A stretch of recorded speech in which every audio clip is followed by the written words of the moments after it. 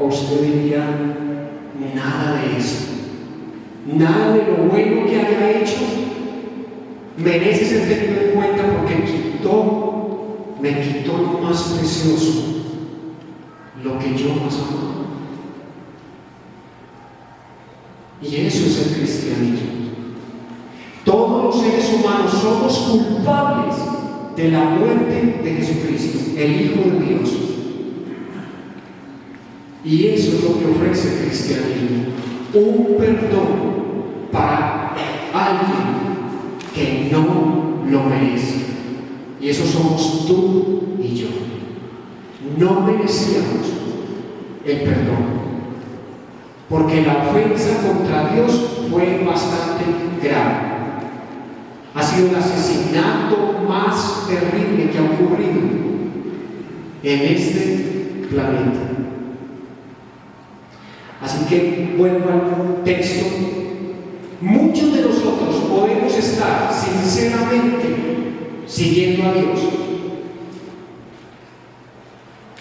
pero nuestra sinceridad puede estar equivocada.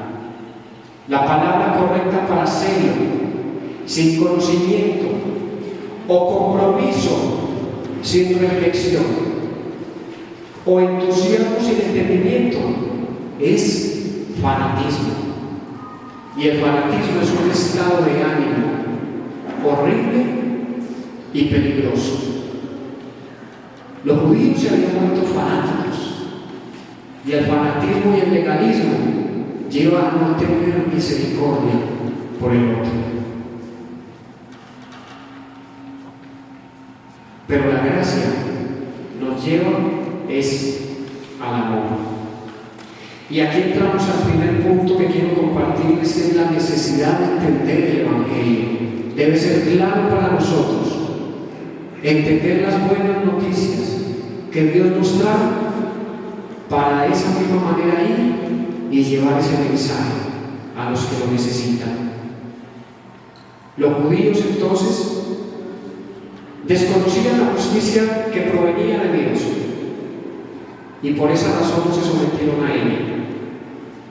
Decidieron, en lugar de seguir el camino verdadero, seguir el camino falso, el de las obras. Hoy en día vemos muchas iglesias haciendo demasiado énfasis en lo externo, más que en lo interno. Iglesias donde se prohíbe comer carne de cerdo, se prohíbe comer morcilla, donde a la mujer le está prohibido maquillarse, cortarse el cabello, tinturarse, pintar sus uñas, usar jeans, todo eso está prohibido. Otras religiones prohíben en que si usted quiere servirle a Dios, no se puede casar, tiene que quedarse célibe. Hay religiones en el mundo, como los musulmanes, donde es obligatorio que usted ore 5 veces al día. Esté donde esté, tiene que hacerlo. Si usted sigue la religión musulmana, la mujer debe cubrirse su cara. Si es soltera, no puede dejarse ver el rostro.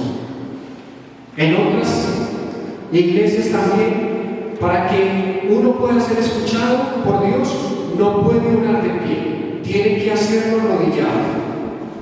Y si es mujer, debe cubrirse su cabello con un velo, para que su oración llegue hasta el Señor.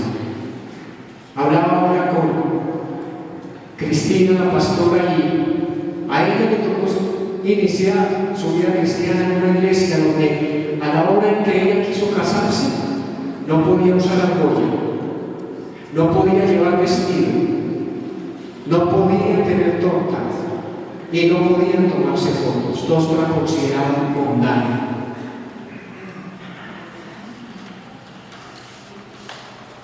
Y eso es lo que hace el legalismo.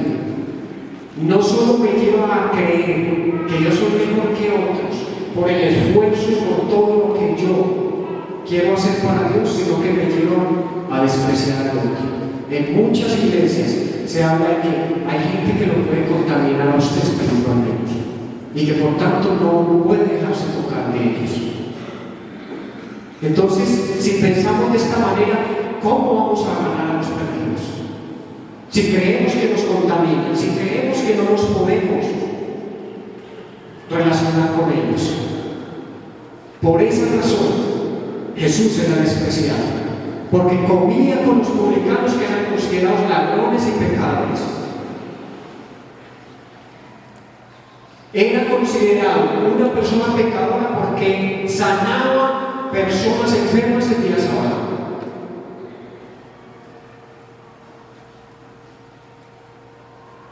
Por naturaleza, somos personas orgullosos, autosuficientes.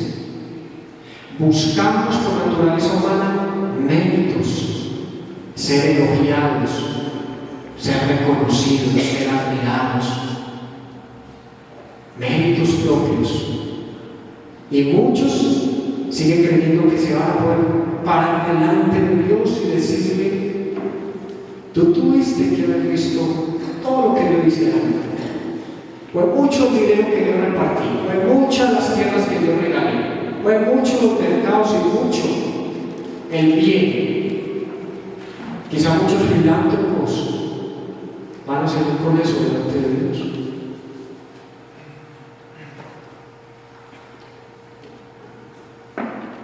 La relación entonces entre Dios y el hombre, según el Evangelio, ya no es la que existe entre un acreedor y un deudor, o entre un asalariado y un patrono, o entre un juez y un acusado.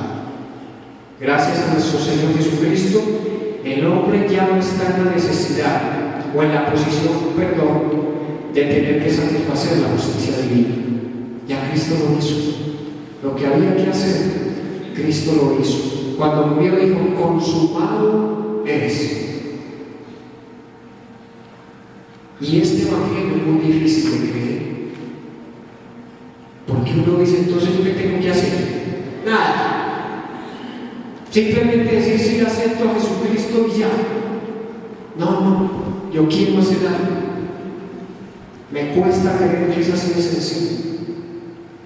Pues para nosotros no es muy fácil. Para Jesucristo, que tuvo que dar su vida, no fue tan fácil. Pero gracias a Él es que nosotros hemos sido aceptados por Dios.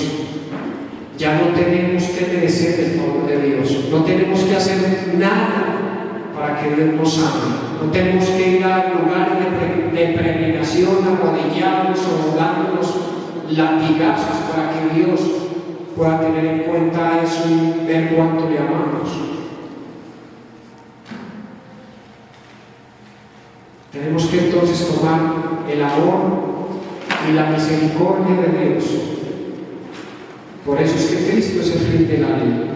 Y para demostrar su argumento es que Pablo cita Levítico 18:5, donde decía: quien practique estas cosas vivirá por ellas. Eso decía la ley. Quien no cumplía la ley al 100% recibía maldición sobre su vida. Y eso lo escribió Moisés. Pero dice Pablo, y contrastando a Moisés, dice: pero Moisés también escribió: no digas en tu corazón, ¿quién subirá al cielo? Y Pablo hace una alegoría de esto y dice: es decir, para hacer bajar a Cristo. ¿Qué tuvimos que hacer nosotros para que Cristo descendiera del cielo? Nada. ¿Qué tuvimos que hacer nosotros para que Cristo resucitara entre los muertos? Nada. Eso es lo que está diciendo Pablo.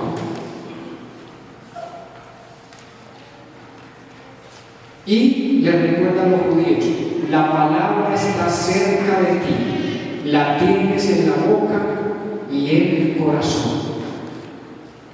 Y los versículos 9 y 10 más adelante son de suprema importancia para nosotros como cristianos, porque contiene el credo cristiano. Y dice: si confiesas con tu boca que Jesús es el Señor y crees en tu corazón que Dios lo levantó de los muertos, serás salvo. Porque con el corazón se cree para ser justificado, pero En esta época que Pablo está escribiendo, el término que utilizó para Señor es Kyrios. Ese era un título de respeto, llamar a alguien Señor. Era el título que se le adjudicaba al César, al emperador, también a los dioses griegos. Los judíos preferían morir que referirse al César, al emperador romano, como Kyrios, porque ellos consideraban que ese título solo debía ser dado a Jesucristo, reconociéndolo como Dios, como soberano, como todopoderoso, como el único, y que no haya más Dios que Él. Ese término Kyrios, que fue con el que se referían a Jesucristo, era el Yahvé o el Jehová del Antiguo Testamento. Y por eso para los judíos Jesucristo se convirtió en piedra de tropezadero o de tropiezo. No podían creer que Jesucristo era el Dios del universo.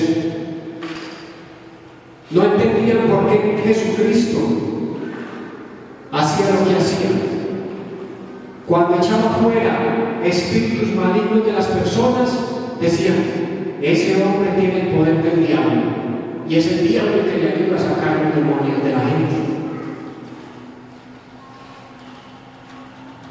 También nos dice que no solo hay que creer en Cristo como Señor, sino que hay que creer que Él resucitó de entre los muertos. No solo creemos que Cristo vivió o que simplemente fue un personaje que hizo parte de la historia de la humanidad, sino que vive y que Él es real y que podemos tener una relación personal íntima con Él. No solo conocer al Cristo que fue mártir, sino al que es vencedor. Pero no solo debemos creer en nuestro corazón que Cristo es Señor, que Cristo resucitó, sino que debemos confesarlo con nuestros labios a otros. Se cree con el corazón para ser justificado, ser aceptado delante de Dios, y se confiesa con la boca para salvación. No basta con que Dios sepa de qué lado estamos. Necesita la gente también de afuera saber de qué lado estamos. Si seguimos a Dios o no lo seguimos. No podemos ser cristianos a escondidas. No podemos avergonzarnos de Dios delante de la gente, porque dice Jesús que si alguien se llega a avergonzar de Él, en el juicio final Él también se avergonzará de nosotros delante del Padre.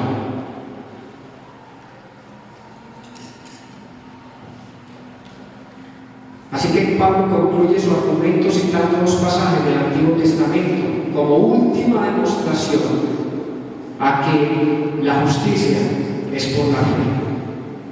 Isaías 28, 16, ahí dice Pablo en el versículo 11: todo el que confíe en el Señor o en Él no será jamás defraudado. No habla de ley, dice de fe, creer. Y también cita a Joel 2:32, ahí en el versículo 13: todo el que invoque el nombre del Señor será salvo. Dice todo. El apego a la ley de los judíos y el cumplimiento de su propia justicia los llevó a ser tan superficiales en su búsqueda de Dios, que de esa manera dejaron por fuera al pueblo no judío, o sea, los gentiles, que éramos nosotros. Ellos se volvieron nacionalistas. Ellos pensaron que Dios no era sino para ellos y nunca lo dieron a conocer a otros. Lo dejaron para él no más, para ellos.